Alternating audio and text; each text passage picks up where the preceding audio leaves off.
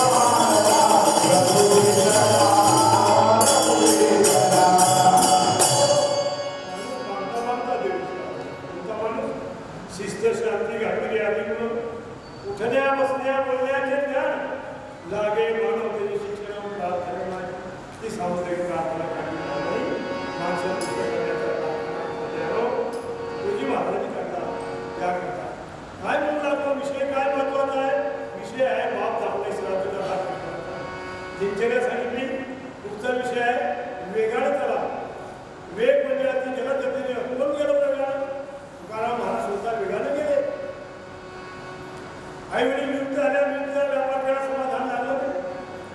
देव पाहण्याकरता गेले, देव पाहण्याकरता गेले. 3 डोंगर आहेत आमच्या जरा भरवडी आहे भंडारा डोंगरात गेल्यानंतर नित्याने पुन्हा गंगेला स्नान करायला जात आणि डोंगरात राहतात. देव पाहत राहत. एक दिवस काय झाला, गुरुवार माघ शुद्ध दशमी पाहुणी गुरुवार केला अधिकार. गुरुवार दिवस माघ शुद्ध दशमी चालून गुरु आले. गुरु करायला जायला लागत नाही. गुरु चालून तपश्चर्या झाली. गुरु करायला जायची आवश्यकता नाही. तुमची तपश्चर्या झाल्यानंतर गुरु आपोआप त्याला चिंता पडते. तेव्हा त्याला गुरु करणार. गुरु चालून आले आणि गुरु दिला माघ दिला अधिकार दिला मंत्र दिला. मंत्र दिला. मग काय देव झाल्यानंतर मग आले घरी आल्या. घरात त्याले हे सर्व ठेवले. भांडे पसारा कपडे ताजे विनाकारांच्या वाटणं सुरू केलं. घरातलं कपडे दान भांडे दान सर्व दान करून सर्व इस्टेट सर्व घरातला पसारा दान केला. काही ठेवलं. पण एक पातळ राहिले. स्नानगृहामध्ये स्नान करण्याकरता गेल्यानंतर तिच्या खांद्यावर पाहता ठेवलं. जिजाबाई स्नान करतात. रुक्मिणी तेवढं टाईम पाहून आली. आम्हाला काय देता? दान. तुकाराम म्हणून मला दान घरात तर काही नाही, पण एक पातळ सुंदर केलं दिसलं. हवे घ्यावे द्यावे तेव्हा खर्च विचारला.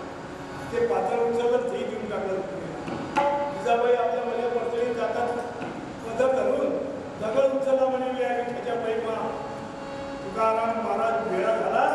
आता मी या विठ्ठला दगड मार गेली. दगड घेऊन मारायला तेवढ्या रुक्मिणीनं बोल देऊन शांत केलं. जा तुझ्या घरी गंज येऊन पडला आहे कपड्याचा भांड्याचा. काही काळजी करू नका. लगेच घरी आली का नाही तर शिवाजी राजाला वाटलं की तुकाराम महाराजची परिस्थिती नाजूक आहे म्हणून मनभाजी आणि तुमभाजी असे 2 नावाची माणसं भारताचे कपडे दगदळे भांडे मोहरा घेऊन पाठवून दिले. ह्या गणपतीला तुम्हाला महाराज घरात पैशाचा कपड्याचा. जिजाबाईने फार मोठ्या मुश्किलनं पाहिलं आणि म्हणजे आपल्या जिल्ह्याला चिंतवून घेतला.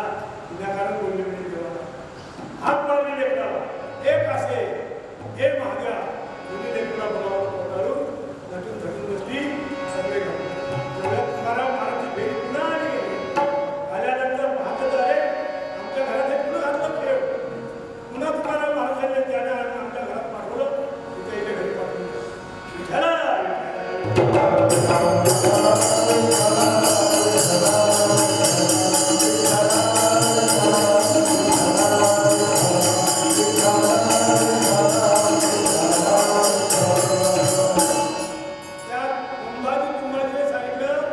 आम्हाला नको कुणाचं धन. आम्हाला घरात आहे देव.